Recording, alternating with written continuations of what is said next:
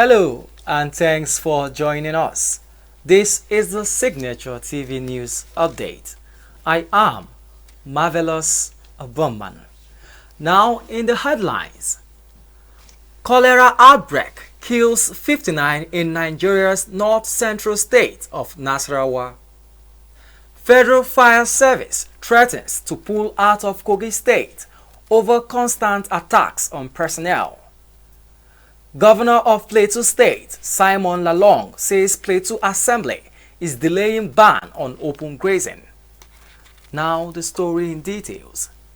Nasarawa State government on Thursday confirmed the death of 59 people following cholera outbreak in the state.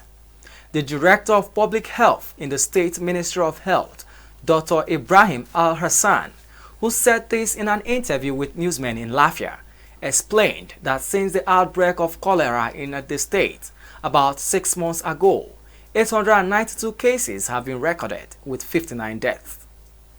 According to Dr. Al-Hassan, the disease has been reported in 8 out of the 13 local government areas of Doma, Lafia, Wamba, Kokona, Obi, Nasarawa, Toto, and Karu, adding that most of the communities that the disease has been reported practiced open defecation and lacked potable water.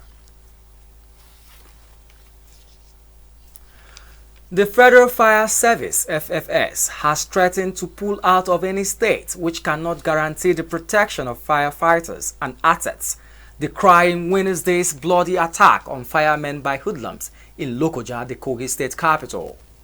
The Controller General of the service, Liman Ibrahim, who has called on the Kogi state governor to address the situation, said the continued attacks on his personnel and assets have justified his call for arming the service through the establishment of a fire police.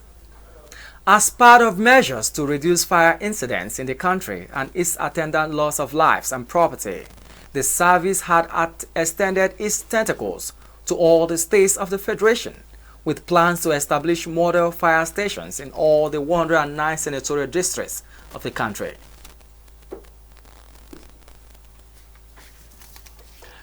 The governor of Plateau State, Simon Lalong, has said despite using his position as the chairman of the Northern Governors Forum to prevail on his colleagues to stand against open grazing by adopting modern ranching, the effort to outlaw the practice in Plateau State is being delayed by the State House of Assembly.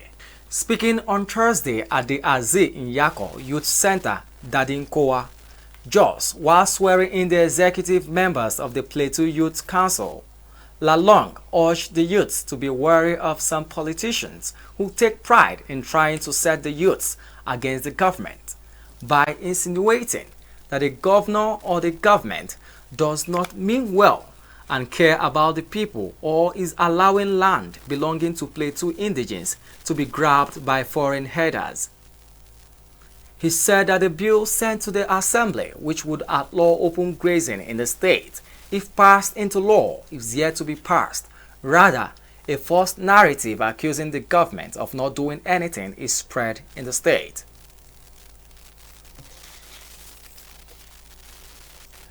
And now moving over to business.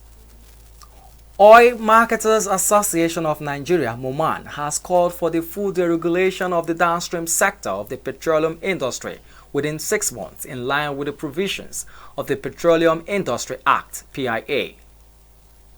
Addressing the press on Thursday, the new chairman of MOMAN, Olumide Adeosun, said that the association has made its position on the issue known to the federal government through a letter to the Minister of State for Petroleum Resources.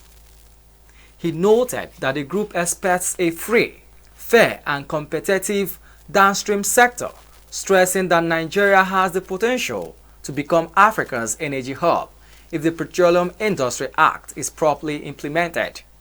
Olumide emphasized the need for the Act Implementation Committee to work with industry practitioners and operators to ensure that there is no disconnect between the policy provisions and actual practice. On the foreign scene, the Lebanese President Michael Aoun, after meeting with Prime Minister-designate Najib Mikati and Speaker of the Parliament Nabil Berri in the presidential palace in Baghdad on Friday, has announced that Lebanon has formed a new government. The formation of a government aims to end 13 months of uncertainty, as Lebanon has been without an official government since August of last year, after the previous one resigned in the wake of the Beirut boat explosion.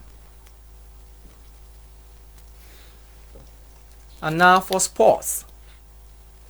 Lionel Messi was overcome with emotion as he fulfilled a dream by eclipsing Brazil great Pelé as the all-time leading scorer for a South American nation. Messi scored a hat-trick as Argentina cruised to a 3-0 victory over Bolivia on Thursday's CONMEBOL World Cup qualifier, and those goals took him past Pelé. His first, a calling effort, saw him go level with Pelé on 77 before a close-range finish just past the hour saw him set a new record, and then added another for good measure at the end to complete his hat-trick and reach 79 goals for Argentina on a momentous night at the Monumental. With the Argentine national team also finally able to celebrate July's Copa America triumph, a first in 28 years in front of their own supporters, at full-time record breaker Messi failed to hold back the tears. Before we end the news, a recap of our major stories. The Nasarawa state government has confirmed the death of 59 people following the cholera outbreak in the state.